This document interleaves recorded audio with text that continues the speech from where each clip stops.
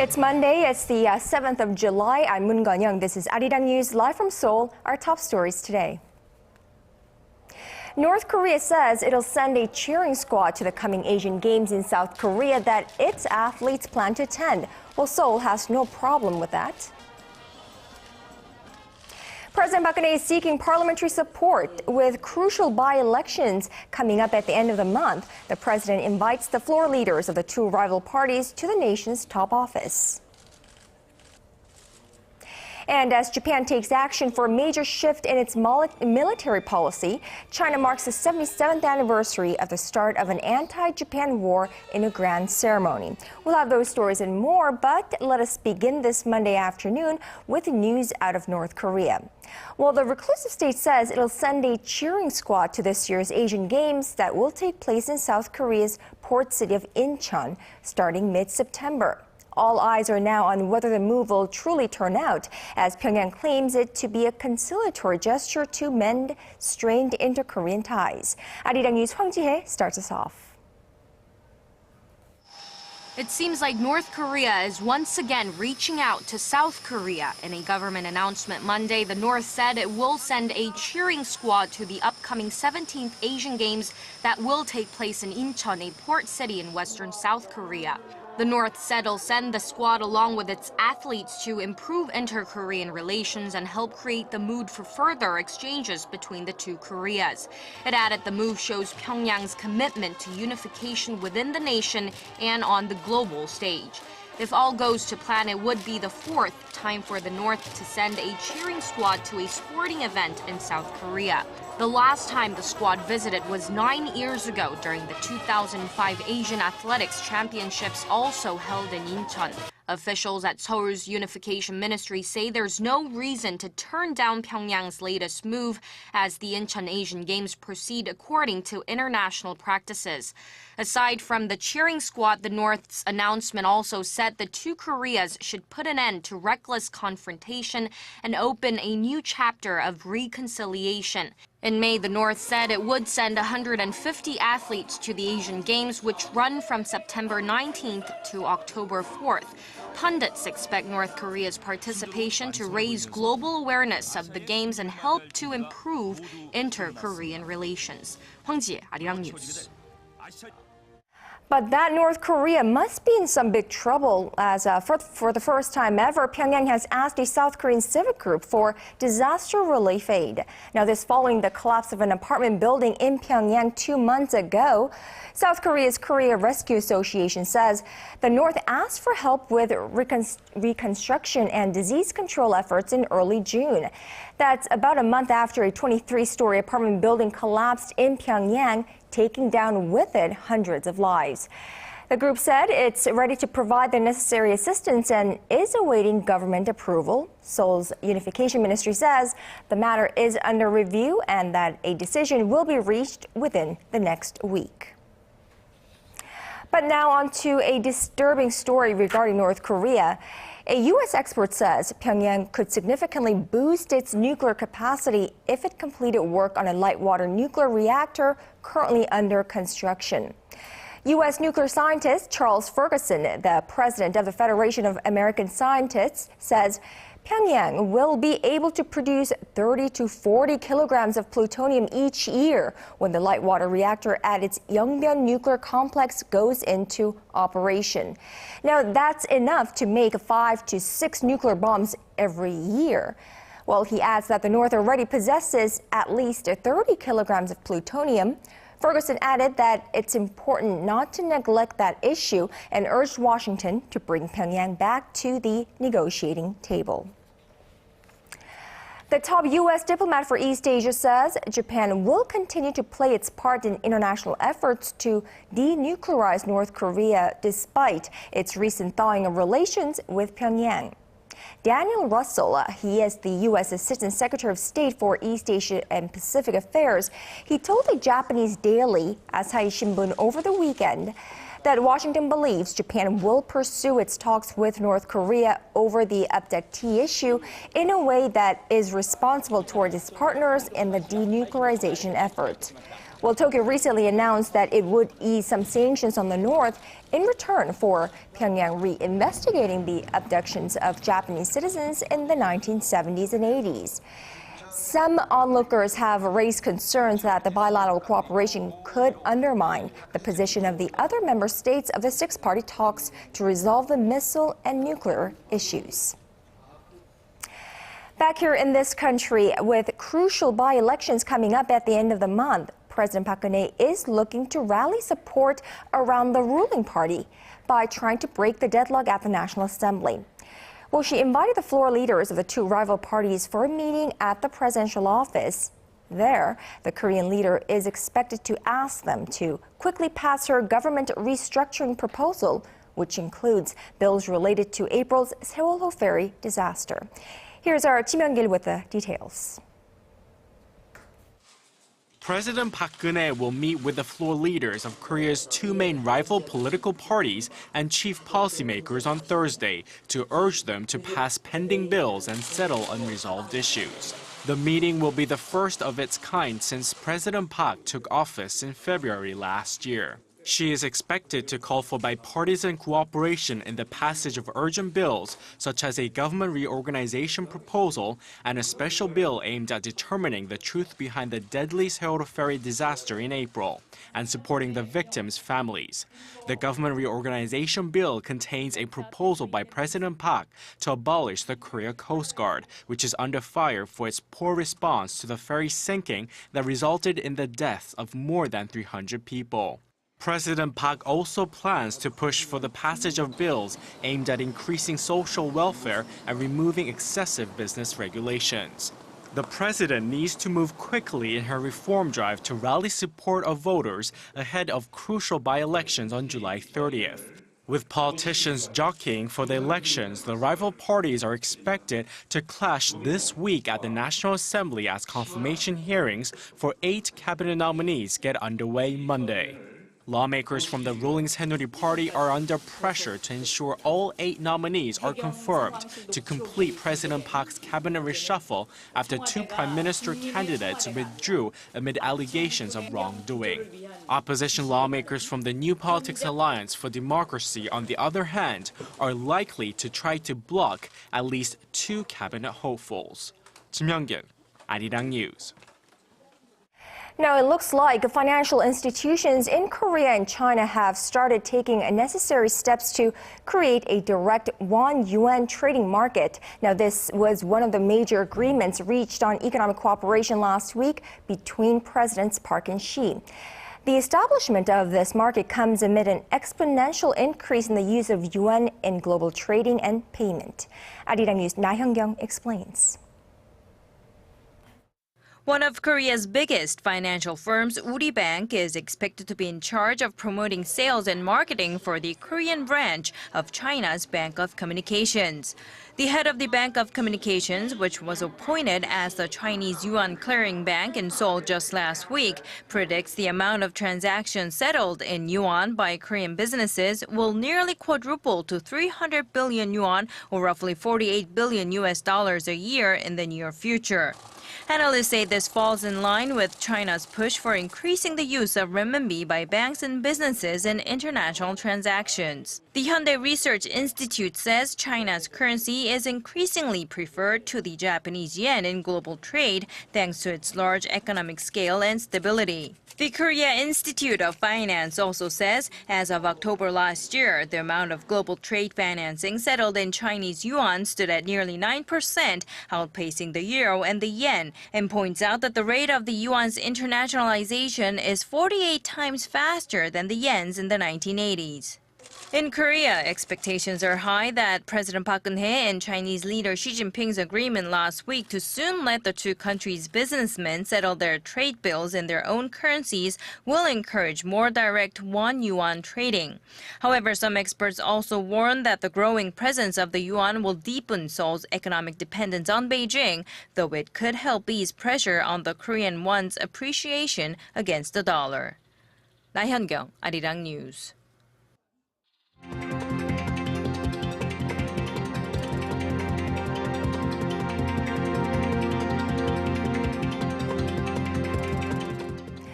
Now, Beijing appears determined to continue pressing Japan to stop denying its past wrongdoings.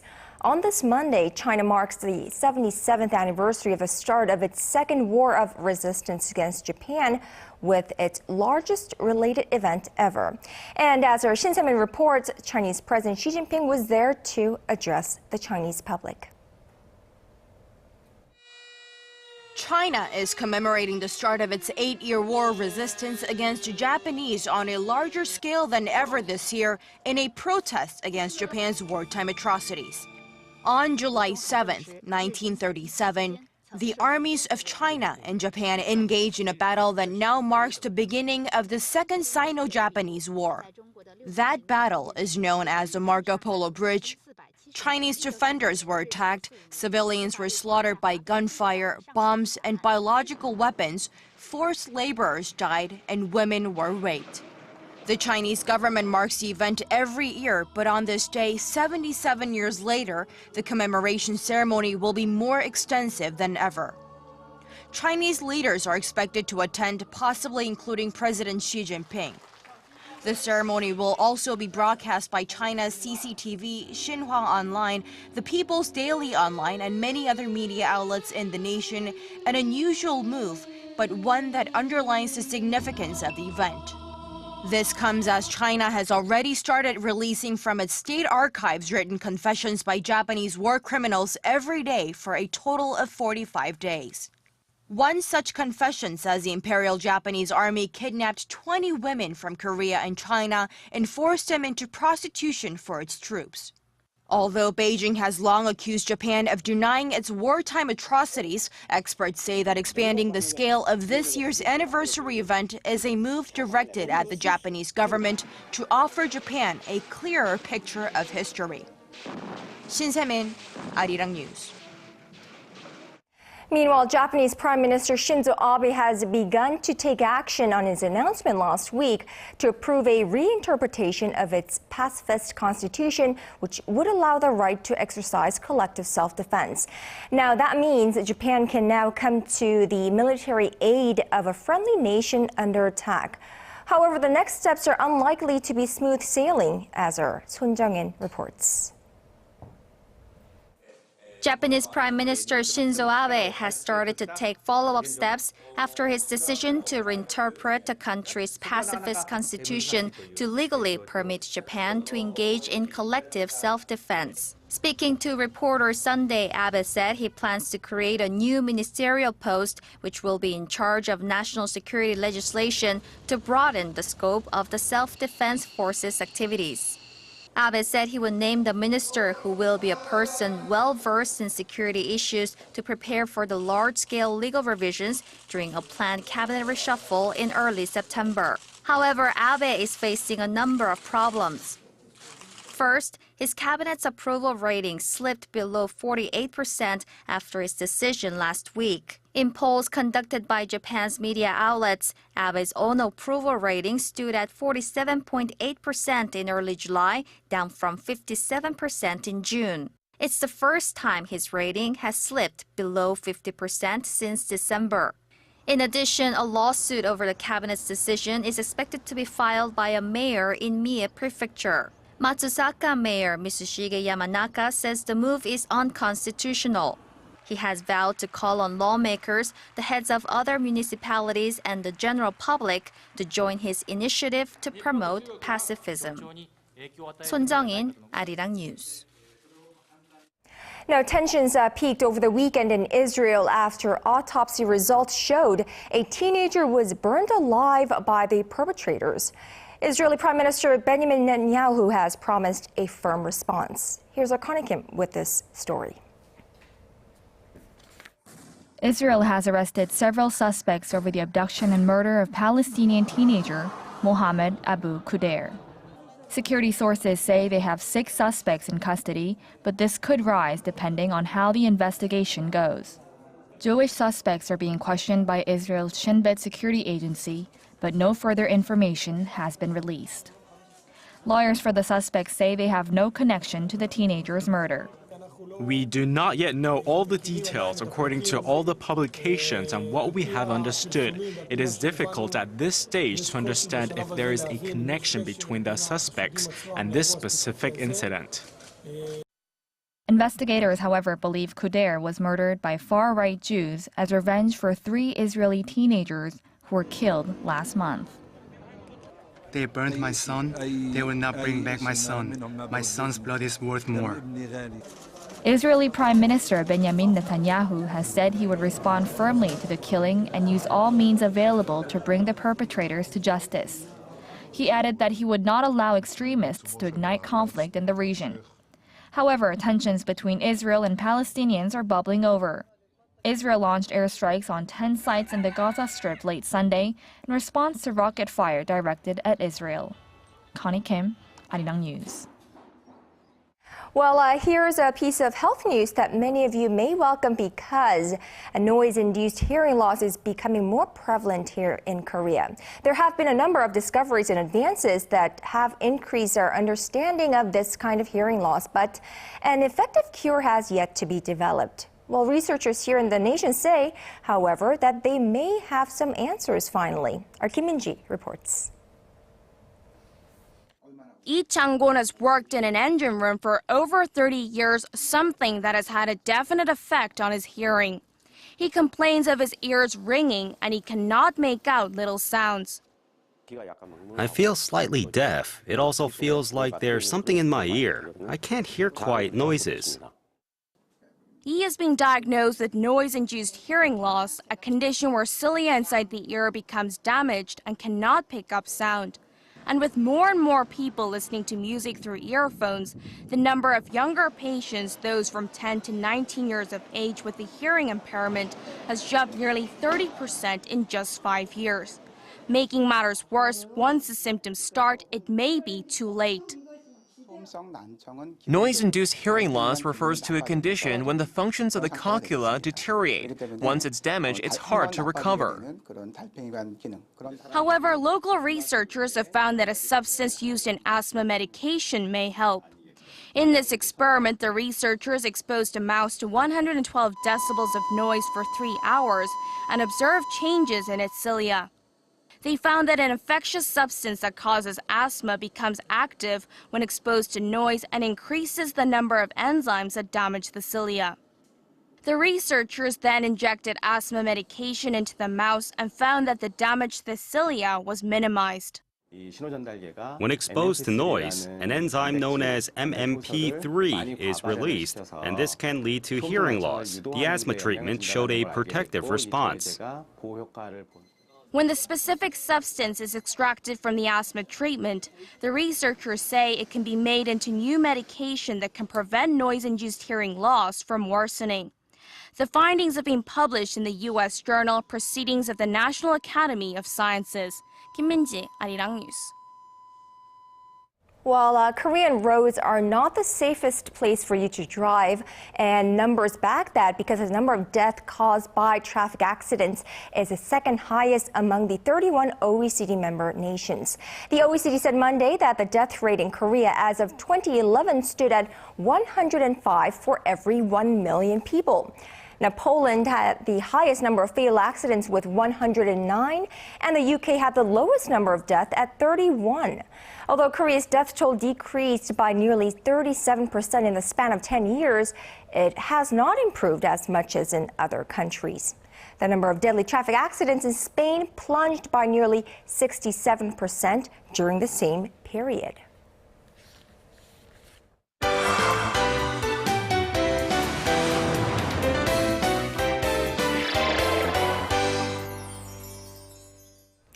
And now let's shift our focus to Korea's arts and culture scene. And of course, our Im Yoon-hee joins us this afternoon with a closer look at a couple of newly released albums and concerts and whatnot. So let's bring her in. Good afternoon to you, Yoon-hee. Good afternoon. So summer is a time for new movies, new albums, new music. Which artists have recently released new creations of their own? So I'm sure you've heard of the songs Kiss the Rain or River Runs in You. Now these are just a couple of the very popular hits by Korean pianist Yiruma, and he's recently released his newest album. Now he is enjoyed wide success all over the world because of his very unique music. And take a look at his next album. Titled Atmosfera, the legendary Iruma has attracted listeners from all over the world. And his newest album features his trademark soft rhythms and pleasant melodies. The album features retakes on some of his most popular hits, as well as some new endeavors.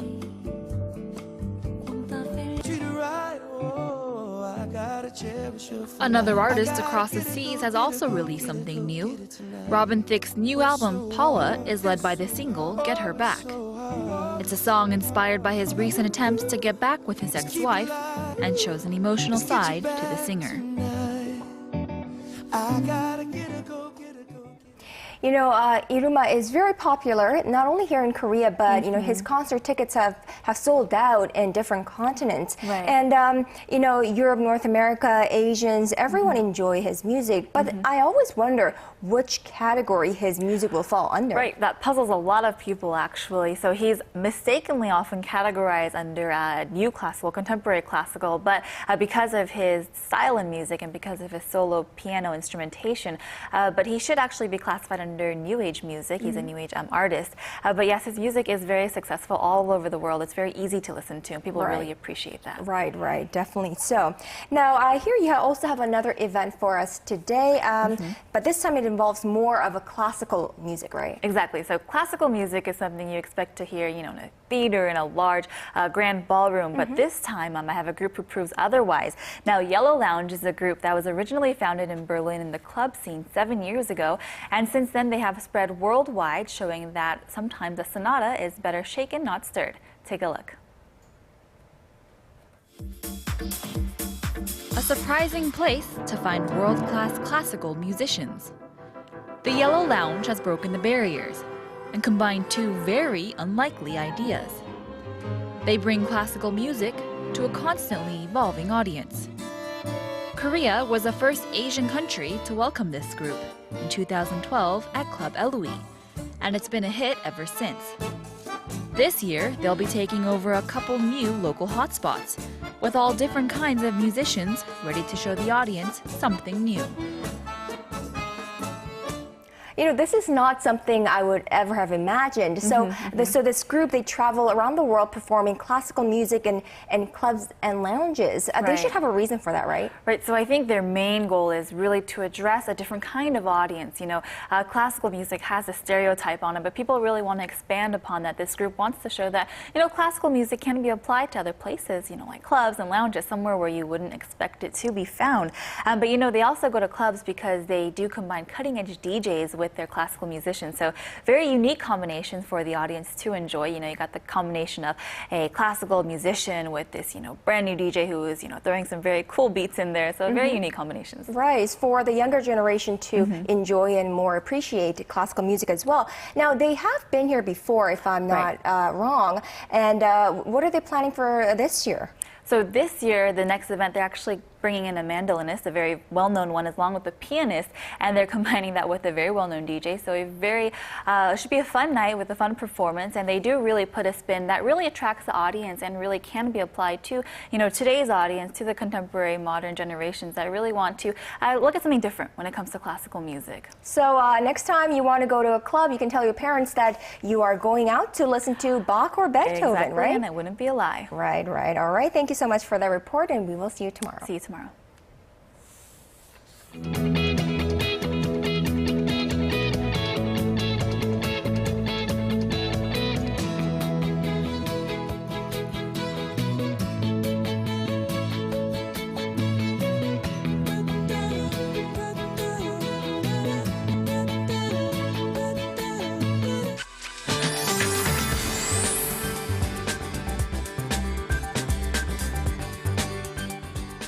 Good afternoon. It's currently looking very cloudy in the southern and central regions today, and we can expect some sporadic showers in Jeollado and Gyeongsangnam-do provinces throughout the day.